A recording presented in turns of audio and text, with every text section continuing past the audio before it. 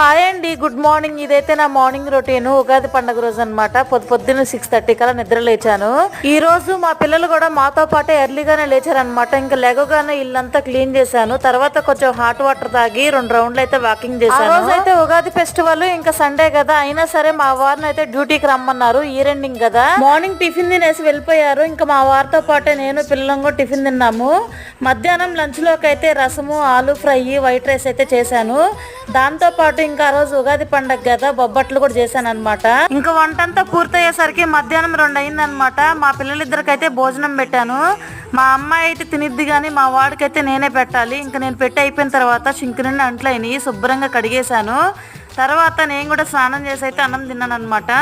రసము, ఆలు fry combination అయితే సూపర్గా ఉంది. దాంతోపాటు నేను చేసిన బొబ్బట్టు అయితే కొంచెం తిన్నాను.